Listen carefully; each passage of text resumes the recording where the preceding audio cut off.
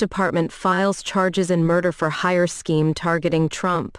Iran's government orchestrated efforts to target our citizens, including President-elect Trump, on U.S. soil and abroad, the U.S. Attorney for the Southern District of New York alleged. The Department of Justice on Friday charged an Iranian man in a murder-for-hire plot to assassinate then-candidate Donald Trump and 2 others in a plot to kill an American journalist critical of Tehran. Iran's government directed these actors to target our citizens, including President-elect Trump, on U.S. soil and abroad. Damian Williams, the U.S. Attorney for the Southern District of New York, said in a news release. The department said the plot was part of Iran's efforts to exact revenge for the death of Iranian military leader Qasem Soleimani during the Trump administration. The 3 who were charged are Farhad Shakeri of Iran, Carlyle Rivera of Brooklyn, New York, and Jonathan Lodeholt of Staten Island, New York. According to the criminal complaint, an official with the Islamic Revolutionary Guard Corps, a military and counterintelligence agency designated as a terrorist organization by the first Trump administration, told Shakeri in mid to late September to focus on surveilling and assassinating Trump. Shakeri told the Iranian official that it would cost a huge amount of money, the complaint alleges, adding that he understood that Iran was willing to continue spending a lot of money in its attempt to have Trump killed. Around October 7, the Iranian official tasked Shakeri with providing a plan within 7 days to kill Trump. He told law enforcement in recorded interviews, the complaint says. The Iranian official warned Shakeri that if he was unable to offer an assassination plot by the deadline, then the IRGC would pause its plan to kill Trump until after the U.S. presidential elections, because the official assessed that Trump would lose the election, and afterward it would be easier to assassinate Trump. The complaint alleges. Shakeri told FBI officials that he didn't intend to propose a plan to assassinate Trump in the timeframe set by the IRGC, it says. Shakeri was also directed to surveil and murder 2 Jewish Americans living in New York City and target Israeli tourists in Sri Lanka. Shakeri spoke to federal agents 5 times since the end of September, including the day after he was tasked with killing Trump. Shakeri was allegedly trying to curry favor with federal investigators to help get a sentence reduction for a person currently in prison in the United States. Trump Communications Director Stephen Chung said Friday that the president-elect is aware of the attempted assassination plot. Nothing will deter President Trump from returning to the White House and restoring peace around the world, he said.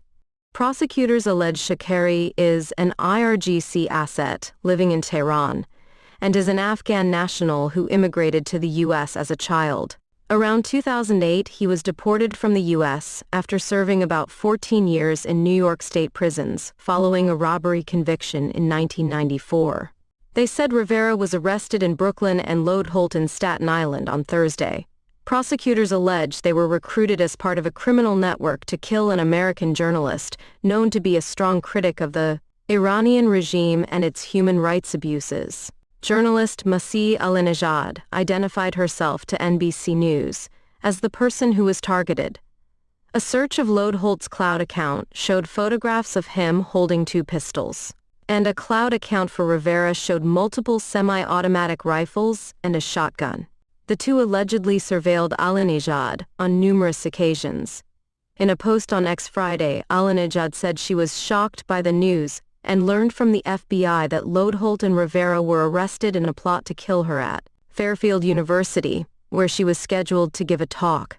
I also learned that the person assigned to assassinate real Donald Trump was also assigned to kill me on U.S. soil, she wrote. The alleged killers also went in front of my house in Brooklyn. I call on the U.S. government and the future president of the United States to be tough on terror. The Islamic Republic understands only one language, the language of pressure, she wrote. I came to America to practice my First Amendment right to freedom of speech. I don't want to die. I want to fight against tyranny, and I deserve to be safe. Attorney General Merrick Garland said in a statement that there are few actors in the world that pose as grave a threat to the national security of the United States as does Iran. We will not stand for the Iranian regime's attempts to endanger the American people and America's national security. FBI Director Christopher Wray said the Islamic Revolutionary Guard Corps has been conspiring with criminals and hitmen to target and gun down Americans on U.S. soil, and that simply won't be tolerated. The FBI's Joint Terrorism Task Force Special Agent in Charge, Rob Kissane, said in a video posted on FBI New York's X account Friday that the case was an example of yet another flagrant attempt by the government of Iran to silence critics and to target Americans exercising constitutionally protected rights on U.S. soil. As we remain unwavering in our mission to protect the American people, the FBI will continue to aggressively pursue justice against anyone attempting to use violence to violate our freedoms and our way of life, Kissane said. Trump survived 2 assassination attempts while running for president, one in July at a campaign rally and another in September while he was on one of his golf courses in Florida. In the weeks leading to the first attempt, the Biden administration had obtained intelligence about an Iranian assassination plot against Trump, which led to the Secret Service intensifying security around the former president. Trump was also briefed by U.S. intelligence officials after the attempt in September about threats from Iran to kill him. The 3 defendants were charged with murder for hire, conspiracy to commit murder for hire, and money laundering. The charges carry a maximum of 40 years in prison. Shakari is believed to have found his CO defendants by tapping into a network of criminal associates he had met while he served time in prison in New York. Shakari was also charged with conspiring to provide material support to a foreign terrorist organization, providing material support to a terrorist organization, and conspiracy to violate the International Emergency Economic Powers Act and sanctions on the Iranian government. Those charges in total carry a maximum of 60 years in prison. Ukraine is forced to confront a brutal Trump reality that it hoped would never happen. Bets were hedged, upsides conjured, and insurance policies crafted. But ultimately, most hoped it would not happen. Ukraine and its NATO allies have had for months to entertain the idea of a Trump victory, juggling conceits of a strongman U.S. president who might be a yet tougher ally, a dealmaker who might bring a favorable peace, or fresh eyes who might see a new end to a fatiguing war. This was but a comforting fiction. The road ahead for Kyiv is extremely stark. There should be no enduring mystery about what a Trump presidency means for Ukraine. Donald Trump has said he would end the war in 24 hours, but not how. He also said that Zelensky should never have let that war start, and dubbed him one of the greatest salesmen I have ever seen, who gets $100 billion on every visit to Congress. As of this morning, the fact these statements are wild exaggerations ceased to really matter. They became the warped lens through which the President-elect of the United States will perceive the largest conflict in Europe since the Nazis. Trump may appoint a cabinet that mildly adjusts the pace or tone of his instincts, but in the end he wants out. It doesn't matter that strategically Ukraine's war has so far provided the Pentagon with a comparatively cheap means of degrading its second greatest adversary at no cost to American life. It is an anathema to 2 of Trump's first-term dislikes, costly U.S. military engagement abroad, and upsetting Russian President Vladimir Putin. The Kremlin's initial response, that U.S.-Russia relations could not get any worse than they are now under President Joe Biden, surely belies glee.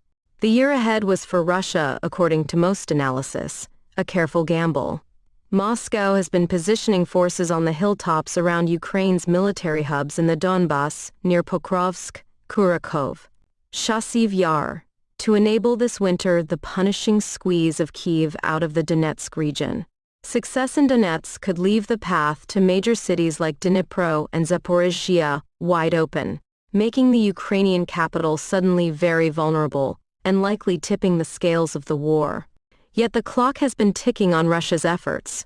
Western officials have suggested that its casualty rate, of perhaps 1,200 dead or injured a day, is unsustainable without another major unpopular Russian mobilization, and that next year Moscow could see a genuine crunch in armor production and ammunition. Putin played these recent cards hoping Trump would win, on the sure bet he would remain a man of instinct, isolationist, and distrustful of America's long-term alliances. Trump is erratic and unpredictable, especially with complex and time-consuming matters like foreign conflicts. He prefers the fast fix of just leaving Afghanistan to the Taliban, or a Singapore face-to-face with North Korean dictator Kim Jong-un, or a drone strike on Iranian Revolutionary Guard commander Qasem Soleimani. We may never learn if he really studied the direction he imposes on Ukraine, or if he just never again wants to talk about the war, or spend money on it. Whatever the speed or detail of the Trump approach, the damage will still be palpable in the weeks ahead. I recall in December of last year, the massive blow to morale among Ukrainian troops when Congress stalled U.S. military aid for around 6 months. Frontline troops told me they would have to flee their positions without that help, even if they knew the Biden administration still wanted, in principle, to have their back. Now they must deal with the tables turned, the possibility that some aid still drips through from the Pentagon and European NATO allies, but that the Trump administration has instead taken a hostile posture at Kyiv's spine. Furthermore, Trump enters the White House at perhaps the most perilous time for Kyiv since the start of the war. Several analyses of the front line show Ukraine has lost ground at an almost unparalleled pace in October, losing small villages that are inconsequential by themselves, yet in the round amount to a strategic setback that leaves the East acutely vulnerable. There has long been a policy flaw in NATO's approach. The Biden administration did not want to arm Ukraine forcefully enough that Russia might be militarily defeated, as it feared wider escalation. But Biden could also not countenance letting Russia prevail. Instead, the alliance sked Ukraine to endure, in the hope eventually Putin would crumble. It was the messy contradiction at the heart of the support for Kyiv, yet better than asking Ukraine to surrender. Without the will to fight, the belief that the battle is winnable, it is near impossible to ask Ukrainians to sit under shell fire in a trench or drive their armor at the deadly fire of enemy positions. Nobody wants to be the last soldier to die in a war. Nobody wants to lose their life fighting to protect a family who will likely live under Russian occupation anyway. Trump's victory may also complicate the very position of Zelensky. For years, Zelensky has, to paraphrase Trump, been foremost an outstanding salesman of Ukraine's cause. Now he is weighed down with immense baggage from Trump's first term, when he was embroiled in Trump's request to investigate the Biden family. Can Zelensky still be that salesman? Is a fresh face in Bankova more likely to garner military aid, or strike a viable peace deal? Those tired of the Ukraine war, be they Kyiv ally or frontline soldier, should still not embrace the idea of a Trump-backed deal. Moscow has proven, in Syria in 2013 and Ukraine in 2015, that it negotiates to buy time to prepare for or fulfill its military goals. Putin will accept whatever territorial gains he can concretize. He already has the gains at the negotiating table. But he will then regroup and not stop. He has sold the war domestically as Russia facing the massed ranks of the entire NATO alliance. An overheated Russian economy, astronomical death toll and retooling of Russia's industrial base, all in service of that supposed fight, cannot simply be undone. Putin is increasingly needy of the war to retain his grip on power. This is apparent in his maximalist behavior towards Russia's neighbors in the last month. The recent turmoil in Georgia and Moldova, where pro-Russian forces have challenged pro-European movements with limited success, may see yet greater intervention from Russia in the months ahead. Putin is unlikely to suddenly abandon his hunger for greater regional influence. Remember his original motivation. This war began because he wanted to occupy Ukraine and keep it out of NATO and the European Union. The Russian blood expended over nearly 3 years likely demands a greater victory than simply keeping the territorial gains it already has. One vital lesson of the war will meanwhile face a grave assault. For the past 2 years, Putin's fiercest opponents have pushed the key idea that we need no longer fear Russia, that the Kremlin fanned the fear of its hulking bear as a psychological weapon to make up for its military decrepitude. Ukraine's unexpected resistance showed that fear was misplaced, and that Moscow had struggled to defeat a neighbor it once scorned as unable to fight. Now a Trump White House may ask the world to quickly swallow an apparently similar contention that is terrifyingly different, that the West should not be afraid of Russia as it does not really mean much harm. That would be Putin's greatest victory, and the West's sorest weakness.